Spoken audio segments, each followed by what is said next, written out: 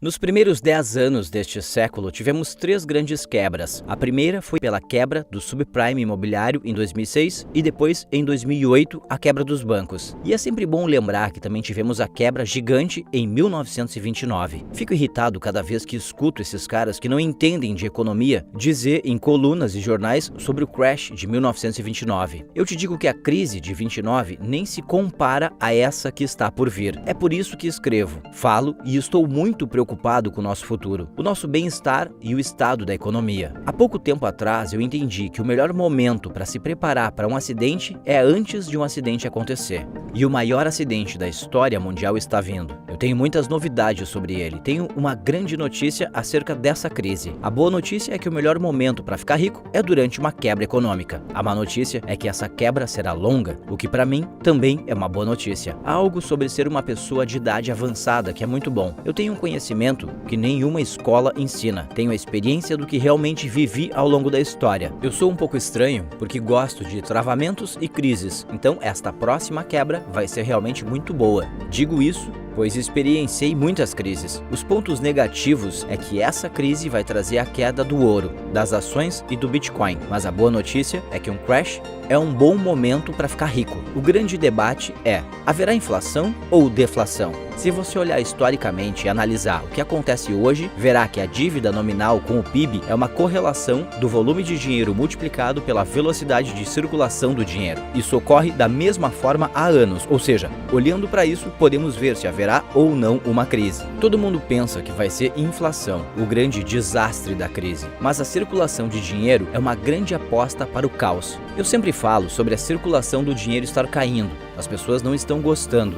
Então, o governo injeta todo esse dinheiro em altos preços. Enquanto isso, os asiáticos estão alcançando a economia norte-americana. Desde que seus portos finalmente foram abertos para o negócio, eles se tornaram uma potência, mas também criarão uma tendência para a inflação transitória. Mas o problema é que estamos presos com uma dívida enorme e tudo que foi feito foi aumentar o mercado de ações e o mercado imobiliário. O dinheiro gerado no país não vai para a economia. Essa é a parte triste, porque isso permite que os ricos fiquem cada vez mais ricos, mas que a classe média, pobre, fique cada vez mais pobre. É trágico o que está acontecendo. Eu não sei o que vai acontecer exatamente, mas nenhum estado cresce imprimindo dinheiro falso. A circulação do dinheiro continua caindo, mas a dívida continua subindo. Você e eu não precisamos ir para Harvard para entender que isso não é bom. Este vai ser o maior crash da história mundial. Nós nunca tivemos tantas pessoas endividadas com números tão altos de crédito. Estas dívidas têm sido o maior problema de todos. A relação dívida e PIB está fora de linha nas reservas federais. Então, quando o PIB cai, isso traz todas as outras coisas para baixo. Há uma citação de Lennon que gosto muito, a qual ele diz que o estabelecimento de um banco central é 90% dependente da comunicação de uma nova nação. Isso é mais que uma citação, é um manifesto. A melhor maneira usada por pessoas mal intencionadas para destruir o sistema capitalista e trazer a desinformação às pessoas, privar a comunicação real entre elas e os bancos e desvalorizar a moeda. A separação entre o mercado de ações e a economia nunca foi pior. Eu estou incomodado porque o dinheiro fica só no mercado investidor. Toda vez que a Reserva Federal faz algo ou o Tesouro Nacional faz algo, só caras como eu ficam mais ricos. O dinheiro não está indo para a economia real, eles não estão investindo, eles não investem há anos em instalações e equipamentos. Então temos desemprego e subdesemprego maciços. A melhor maneira de destruir um sistema capitalista é estragar a moeda que o país detém. Em 1971, o presidente Nixon tirou o dólar do padrão ouro. Muitas pessoas sabem que nesse período eu busquei algo para valorizar o dólar que o Nixon havia retirado. Em 1972, eu era piloto da Marinha. Eu sobrevoava no Vietnã e fui atrás das linhas inimigas à procura de ouro porque era ilegal e conseguiria comprar por um valor abaixo do meu país. Em 1972, muitos americanos possuíram ouro quando os mercados quebraram. Esta, até os dias recentes, é a melhor escolha para ficar rico. Por isso estou ficando muito entusiasmado com a chegada de uma quebra, porque as melhores ações virão e se tornarão possível para muitas pessoas. Infelizmente, haverá uma agitação social massiva. É com isso que eu estou mais preocupado.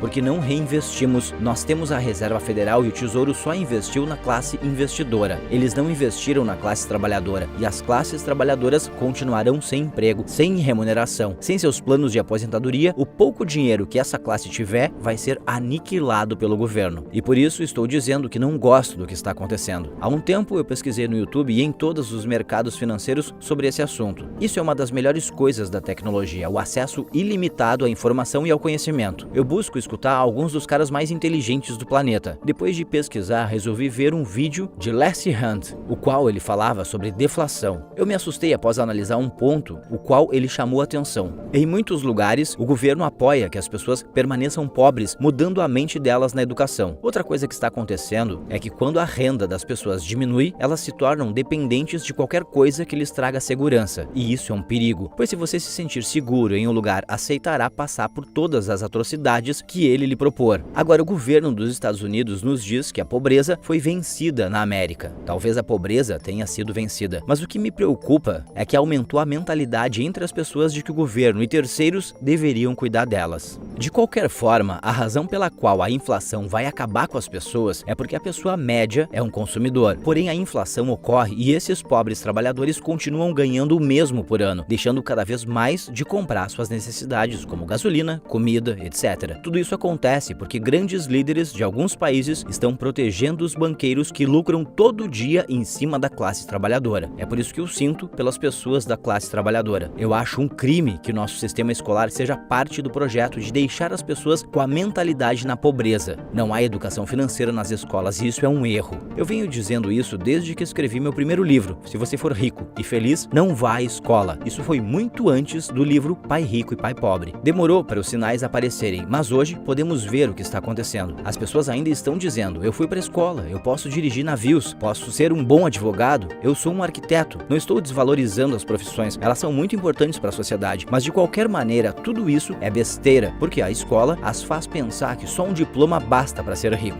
Você faz seu futuro e se você não for atrás de uma educação financeira, quando a crise chegar, você não irá sobreviver a essa catástrofe.